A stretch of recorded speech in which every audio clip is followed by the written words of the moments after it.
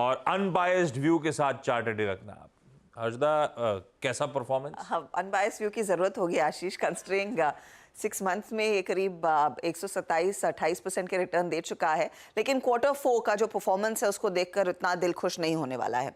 Profitability में 25% तक की गिरावट देखने को मिली है, 490 करोड़ तक का अब ये आंकड़ा आया। रेवेन्यू एब्सोल्युटली फ्लैट है, ज्यादा कुछ बदलाव देखने को ही नहीं मिला है। अगर आप EBITDA परफॉर्मेंस देखेंगे तो वहां पर भी दिक्कत है, क्योंकि 30% की गिरावट उधर देखने को मिली है और मार्जिन लगभग 400 बेसिस पॉइंट्स कॉन्ट्रैक्ट होते हुए दिखाई दिए हैं।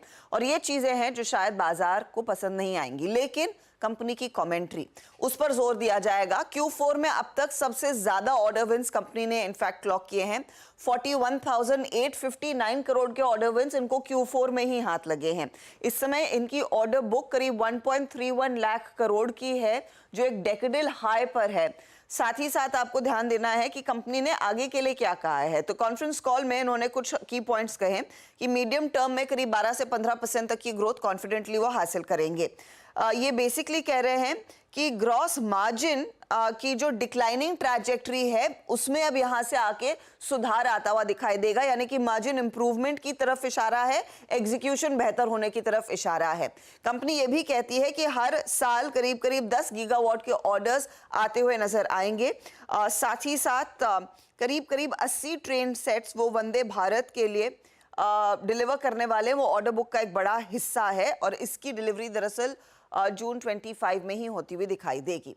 अब ब्रोकरेजेस क्या कह रहे हैं? मॉर्गन स्टैनली इक्वल वेट है, 220 का टारगेट। CLSA सेल का कॉल दे रहा है 180 का टारगेट। तो अच्छी कमेंट्री और खराब परफॉर्मेंस क्वार्टरली थोड़ा सा कंफ्यूजन बढ़ा सकता है।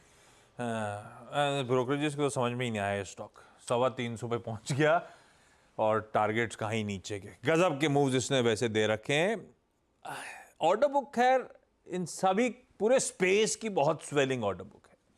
आपको नतीजों पे देखना है एग्जीक्यूशन, और एग्जीक्यूशन पे एक बार फिर से फॉल्टर करता हुआ BHEL।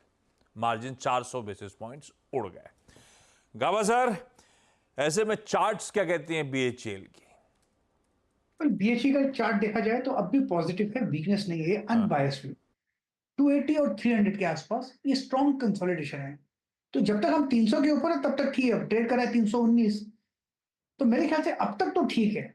हाँ, जब करेक्शन 280 के बाद आ जाएंगे, ज्यादा हो जाते हैं, तब थोड़ी वीकनेस होगी। मेरे ख्याल से डिप्स बाइंग अपॉर्चुनिटीज है जब तक 280 बरकरार है। तो 280 एक स्ट्रॉन्ग सपोर्ट जोन है, जब तक हम उसके ऊपर है तब तक ठीक है। टेक्निकली कोई दिक्कत नहीं।